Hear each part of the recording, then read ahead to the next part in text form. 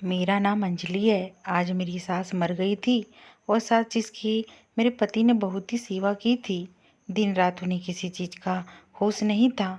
महंगे से महंगे डॉक्टर से अपनी माँ का इलाज करवाया था, मगर कोई भी डॉक्टर उनकी माँ की ज़िंदगी बचा नहीं सका। उन्हें बीमारी ही कुछ ऐसी थी। मेरी सास की लाश मेरे सामने पड़ी हुई थी, मगर सास की बातें अभी तक मेरे दिमाग में गूंज रही थी कि देखना, मेरा बेटा कुत्ते की मौत मरेगा, उसे नर्क में भी जगह नहीं मिलेंगी। यह कैसी माँ थी जिस बेटे ने अपनी माँ के लिए सारी दुनिया को त्याग दिया था, यहाँ तक कि उसे अपना भी कोई होश नहीं था। और वही बात मेरी समझ से बाहर थी कि मेरे पति को मरते समय उसकी माँ अपने बेटे को शराब दे रही थी। यह किस कदर सदमा पहुंचा था कि उसे देखकर ऐसी माँ से बेइंतहा मोहब्बत करता था। शायद उसे लगता था कि जैसे वह अपने होशो हवास खो बैठा हो। अपने पति की हालत देखकर मैं भी गम से चूर हो रही थी। मैं जानती थी कि वह अपनी माँ से कितनी मोहब्बत करता था, और ऐसे में उसकी माँ का अचानक हमें छोड़कर चले जाना सच में एक बहुत बड़ा सदमा था। मैंने अपने पति को पकड़ा और बुरी तरह झंझोड़ कर रो रही थी। मैं रोते हुए कहा, अमित, क्या हो गया है तुम्हें? तुम्हारी माँ की लाश सामने रखी है और तुम कैसी बहकी बहकी बातें कर रहे हो? संभालो खुद को, एक ना एक दिन तो सभी को जाना ही है। अमित अजीब सी नज़रों से मेरी तरफ देखकर कहने लगा, क्या सच में माँ मर गई है? मुझे तो विश्वास ही नहीं हो रहा है। उसने एक बार फिर से अपनी माँ की नब्ज़ चेक की और फिर जोर जोर से हंसने लगा। अपने पति की हालत देखकर मैं अपना दिल थाम कर रह गई थी। मैं बहुत ज़्यादा परेशान हो रही थी। समझ ही नहीं आ रहा था कि उसे किस तरह संभालूं। वह हर समय अपनी माँ की सेवा करने वाला व्यक्ति था। सारा समय माँ के पैरों में बैठा रहा करता था, और यही वजह थी शायद उसे अचानक मौत पर गहरा सदमा लग गया था। अमित ने मुझे रोते हुए देखा तो मेरे पास आया, मेरे आंसू पोंछे और धीरे से मेरे कान में ऐसी बात कही कि मेरे होश उड़ गए। मैंने उनसे कहा कि आप ये कैसी बातें कर रहे हैं? भगवान के लिए सब नहीं हो सकता। मैं अमित के मुंह पर हाथ रख दी। वो कहने लगा कि जो मैं कह रहा हूँ बस वही होगा, तुम कोई शोर शराबा नहीं करोगी। मैं हैरत से अपने पति को देखा और अपनी माँ को फ़ोन लगाने लगी। रिश्तेदारों को भी तो इस मौत की खबर देनी थी। अमित को तो होश ही नहीं था, शायद तभी तो वैसी बहकी बहकी बातें कर रहा था। मैंने सब लोगों को फ़ोन करके बताया। सब लोग हमारे घर में जमा होने लगे। सास की इस अचानक मौत का सुनकर सभी लोग बहुत दुखी हो गए थे। सब जानते थे कि अमित अपनी माँ से कितनी मोहब्बत करता है। मेरी सास की अंतिम संस्कार की तैयारी हो रही थी। जो कुछ मेरे पति ने अपनी माँ के साथ किया उसे देखकर मेरा कलेजा फट गया था। मैं सोच भी नहीं सकती थी कि मेरी सास की मौत के पीछे इतना बड़ा राज छुपा था। और यह आज से लगभग 1 साल पहले की बात है, जब मेरी माँ ने मेरी शादी के लिए रिश्ते देखने का सिलसिला शुरू किया था। पापा चाहते थे कि मेरी शादी किसी अच्छे और सभ्य आदमी से हो, और मेरी माँ चाहती थी कि मेरी शादी किसी छोटी सी फैमिली में हो, ताकि मुझे ज़्यादा परेशानी ना उठानी पड़े, क्योंकि मैं उनकी इकलौती बेटी थी। मम्मी पापा दोनों की पसंद का लड़का ढूंढना बहुत ही मुश्किल हो गया था। पर फिर एक शाम सरला आंटी बड़ी खुशी खुशी हमारे घर में दाखिल हुई और माँ के हाथ में एक तस्वीर थमा कर कहने लगी, लो भाई, आज तो तुम्हारी समस्या का समाधान ही हो गया है। ऐसा रिश्ता लाई हूँ कि दोनों पति पत्नी खुश हो जाओगे। लड़के की फैमिली में कोई भी नहीं है। एक बूढ़ी माँ है और वो भी हर समय बीमार रहती है। उसे जो डॉक्टर किसी भी तरह सही नहीं कर पा रहे हैं। कुछ ही दिनों के बाद मरने वाली है। हर समय चारपाई पर पड़ी रहती है, ना बोल सकती है ना ही उठ सकती है। ना नंदों की झंझट, ना ससुर की किटकिट। और लड़के के बारे में तो क्या बताऊँ, ऐसा सभ्य लड़का है कि सारा मोहल्ला उसकी तारीफ करता है। तुम चाहती थी कि लड़के का कोई कारोबार हो, वो नौकरी ना करता हो, तो सुनो, लड़के की एक बहुत बड़ी साबुन बनाने की फैक्ट्री है और वह उसका अकेला ही मालिक है। गांव में पुश्तैनी जमीन भी पड़ी हुई है। सच कहूँ तो अपनी अंजलि वहां जाकर राज करेंगी। ऐसा लड़का तो चिराग लेकर ढूंढने से भी नहीं मिलेगा। सरला आंटी ने बिना रोके एक ही सांस में लड़के और उसके खानदान की ऐसी तारीफें सुनाई थी कि मेरी माँ का मुंह खुला का खुला रह गया था। मैं भी वहीं बैठी शाम की चाय पी रही थी। मैंने आंटी से कहा कि थोड़ा सांस तो ले लो, लड़का कहीं भागा तो नहीं जा रहा है। मेरी बात सुनकर मेरी माँ ने मुझे घूरकर देखा था और सरला आंटी नाराजगी से कहने लगी, अंजलि बेटी, अपनी जुबान को लगाम दो, जो मुंह में आता है कह देती हो। फिर मेरी माँ से कहने लगी कि इसकी शादी की उम्र हो रही है और उसे अभी तक बोलने की भी तमीज़ नहीं है। इसे कुछ तमीज़ सिखाओ, नहीं तो ससुराल में जाकर नाक कटवाएंगी। माँ ने मेरी तरफ से सरला आंटी से माफ़ी मांगी और लड़के की तस्वीर देखकर कहने लगी, लड़का देखने में तो बहुत ही अच्छा लग रहा है, तारीफ भी तुमने खुद कर दी है और कारोबार भी अपना है, फिर इस रिश्ते को देख लेने में तो कोई समस्या नहीं है।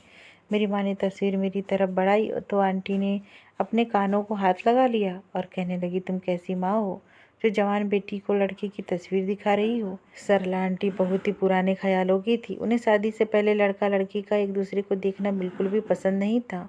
सरला आंटी की बात पर मम्मी हंसने लगी और कहने लगी, जिंदगी तो इसे ही गुजारनी है, इसलिए इसकी मर्जी भी शामिल होना ज़रूरी है। हमारी एकलौती बेटी है, ऐसे ही तो मुँह उठाकर किसी के हवाले तो नहीं कर देंगी ना। मैंने लड़के की तस्वीर देखी तो अपनी माँ की बात से सहमत हो गई थी। सच में लड़का बहुत ही सभ्य मालूम हो रहा था, चेहरे पर भी बहुत ही चमक थी। मैंने मुस्कुराकर तस्वीर वापस कर दी। मम्मी समझ गई कि मुझे लड़का पसंद आ गया है। फिर सरला आंटी के जरिए मम्मी पापा ने बात आगे बढ़ाई और देखते ही देखते रिश्ता पक्का हो गया था।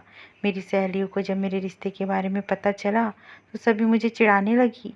अंजलि, तुम्हारी ज़िंदगी में तो सास नंदों का झंझट ही नहीं होगा, बीमार सास तुम्हारा क्या बिगाड़ लेंगी, और फिर इतने पैसे वाला लड़का है, तुम ऐश करोगी। रिश्ता होने से पहले तक मैं यही सब कुछ सुनती रही और खुद को खुशकिस्मत लड़की समझती रही।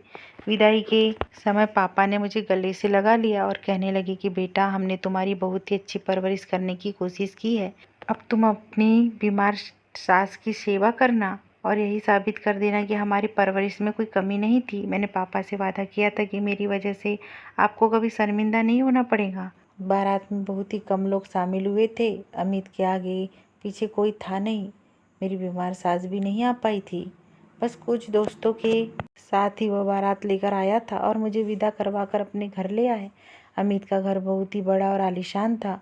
उसके दोस्त की पत्नियों ने मुझे मेरे कमरे में पहुंचा दिया था। मैं दुल्हन बनी बिस्तर पर बैठी थी और बहुत खुश हुई थी। ऐसा लग रहा था जैसे मेरी सारी प्रार्थनाएं भगवान ने एक ही बार में स्वीकार कर ली है। मैं सोच रही थी कि मैं अपने पति को अपनी मोहब्बत से अपना दीवाना बना लूँगी और बीमार सास की सेवा करके उनका दिल जीत लूँगी। जिंदगी बहुत ही प्यार और सुकून से गुजरेगी। मेरा पति जैसे ही कमरे में आया, मैं शर्मा कर अपने आप में सिमट गई थी। अरमान भरी इस रात में दिल में अजीब तरह के जज्बात उभर रहे थे। मेरी सहेलियों ने कानों में मुझसे ये कहा था कि तेरा पति पहले वो तेरी खूबसूरती की तारीफ करेगा। यह हमारी पहली मुलाकात थी जो आज होने वाली थी, लेकिन मेरे पति ने मेरे पास बैठकर जो बात कही वह सुनकर मैं दंग रह गई। आज की रात अपने पति से ऐसी बात की मैं उम्मीद हरगिज़ नहीं कर सकती थी। अमित मेरे पास बैठा और बहुत नरमी से कहने लगा, अंजलि, मैं अपनी माँ से बहुत ज़्यादा मोहब्बत करता हूँ और किसी सूरत अपनी माँ से लापरवाही नहीं बरतना चाहता।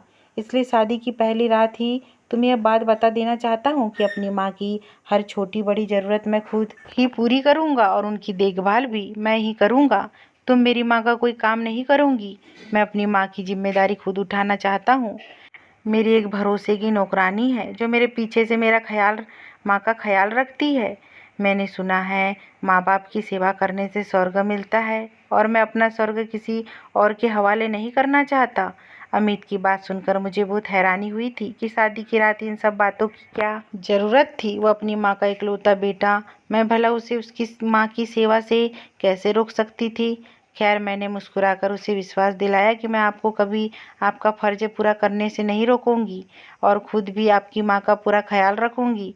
जहाँ मुझे इस बात की हैरानी थी कि शादी की पहली रात अमित ने ऐसी बात क्यों की थी, मगर फिर इस बात की खुशी भी थी कि उसे अपनी जिम्मेदारियों का पूरा एहसास था।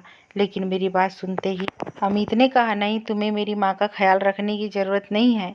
मैंने कहा, ना, कि मैं खुद ही अपनी माँ की देखभाल करूँगा।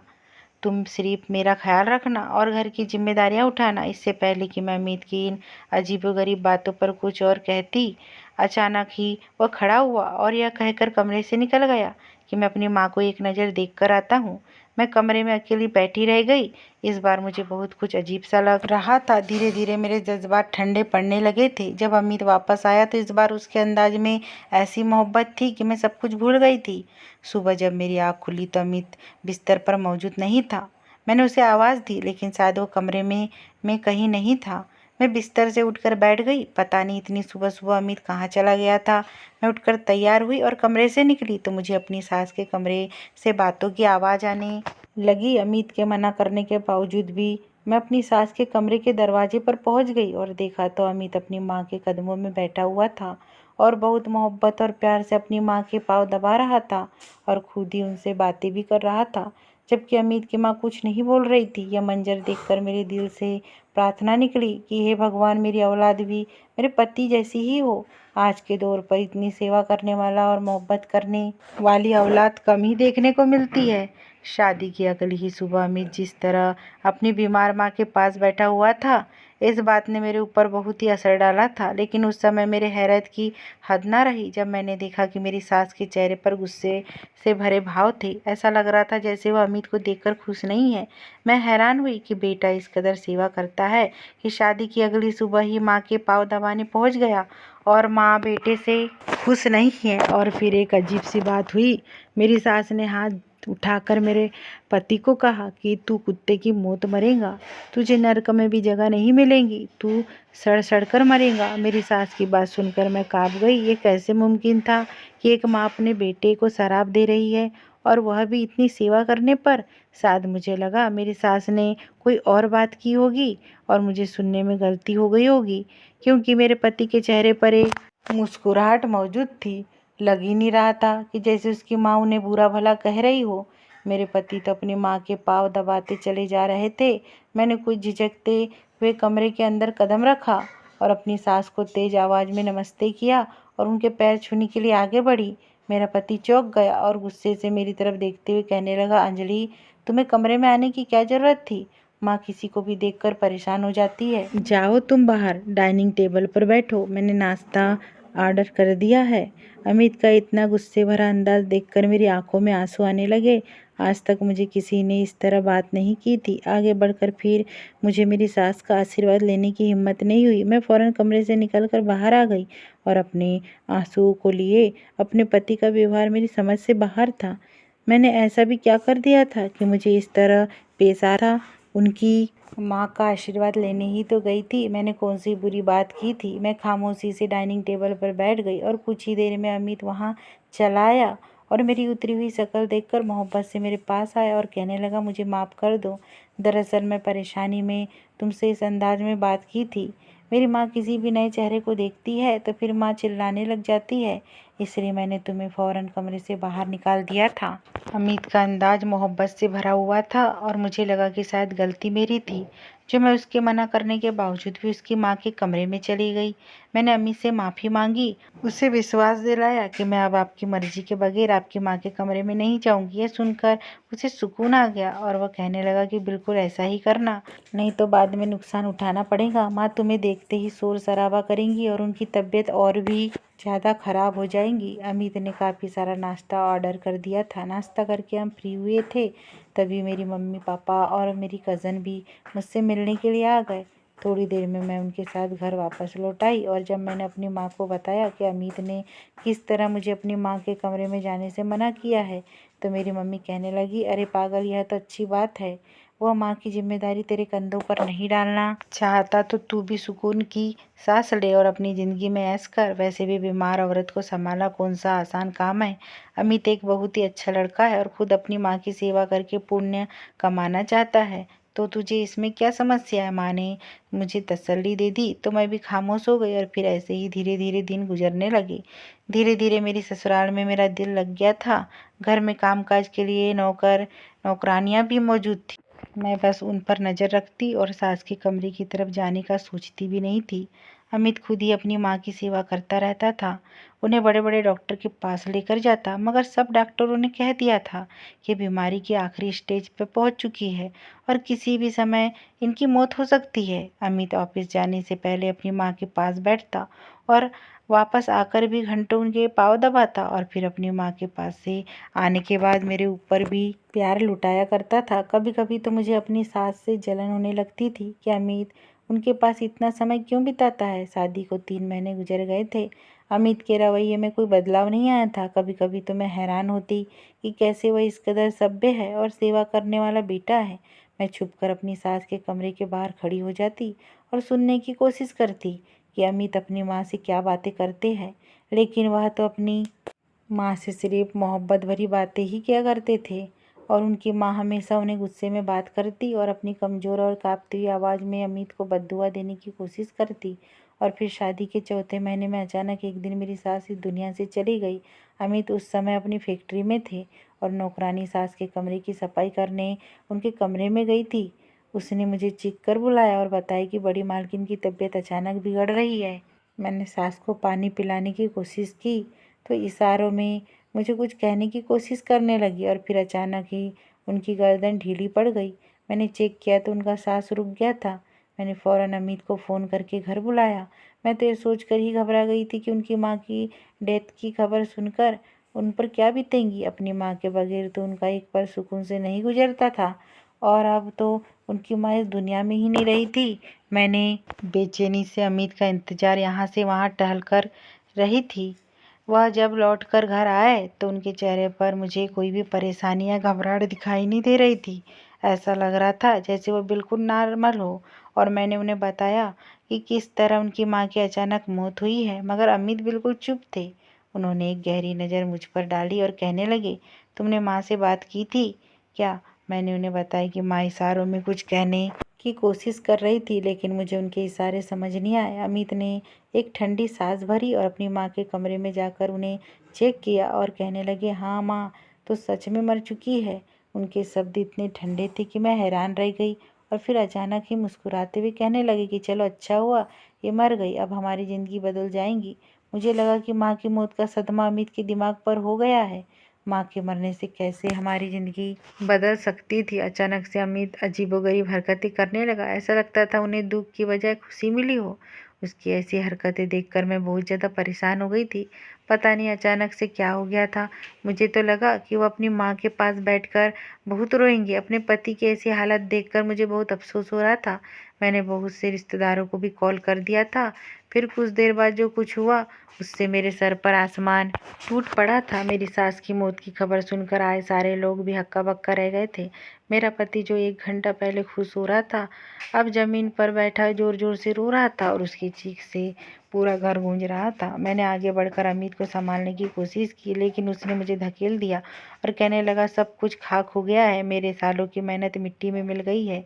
मेरी माँ मुझे धोखा देकर चली गई है। मैं अब कहाँ जाऊँगा और मेरे पास तो कुछ भी नहीं रहा। किस्मत ने मुझ पर कैसा सितम ढाया है। अमित अपना सर पीटे जा रहा था और मैं सब कुछ समझकर भी ना समझ बैठी थी।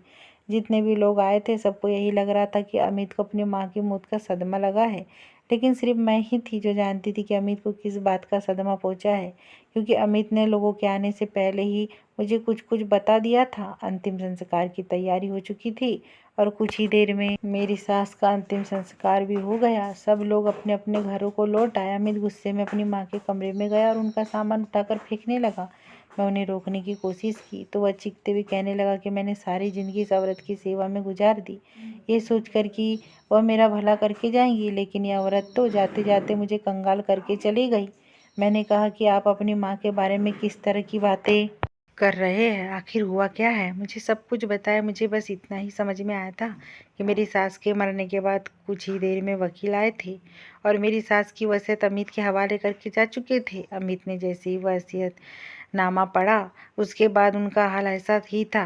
मेरी बात सुनते ही अमित ने गुस्से से कहा कि यह औरत मेरी माँ नहीं थी, बल्कि डायन थी जो मेरी माँ के हक पर कब्जा करके बैठी थी।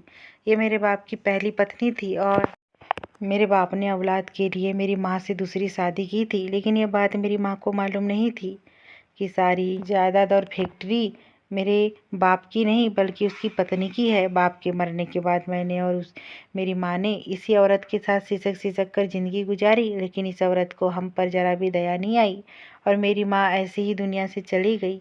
फिर भगवान का कहर ऐसा हुआ कि इस औरत की बहुत ही खतरनाक बीमारी ने जकड़ लिया। मैंने कोशिश की कि मैं किसी तरह से जायदाद अपने नाम करवा लूँ, लेकिन यह तो बड़ी ही ढीठ निकली। मैं भी इस औरत को गलत दवाइयाँ देना शुरू कर दिया कि तड़प तड़प कर मरे। यह मेरा कुछ नहीं बिगाड़ सकती थी, बस मुझे बद्दुआ देती रहती थी, मगर मैं एक अच्छा बेटा बनकर इसकी सेवा करता रहता था। मरने के बाद वसीयत के मुताबिक ये सारी जायदाद एक ट्रस्ट के नाम कर दी। मैंने इस बुढ़िया की इतनी सेवा की, लेकिन मुझे इसका क्या फल मिला। अपने पति की बात सुनकर मेरे तो होश उड़ गए। मैं तो अपने पति को बहुत ही सभ्य और नेक समझ रही थी, लेकिन वह तो ये सब कुछ दौलत हासिल करने के लिए कर रहा था, और उन्होंने अपनी ही सौतेली माँ को गलत दवाइयाँ देकर मार दिया था। और जब उसके हाथ कुछ नहीं आया तो उसकी असलियत खुलकर मेरे सामने आ गई थी। मैं हैरान परेशान हो गई थी। मेरा पति अपनी ही फैक्ट्री में एक मामूली सी नौकरी करता था, और बाद में मुझे पता चला था कि अमित की माँ ने दौलत के खातिर ही अमित के पापा से शादी की थी। लेकिन अमित की माँ को बाद में पता चला कि सारी दौलत जायदाद उनके पति की पहली पत्नी की है।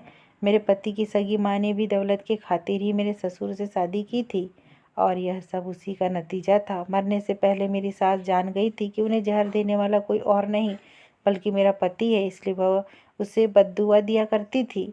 और एक दिन मेरी सास की बद्दुआ ने असर दिखा दिया, क्योंकि एक दिन मेरे पति का ऐसा एक्सीडेंट हुआ और वह अपनी दोनों टांगे गंवा बैठा।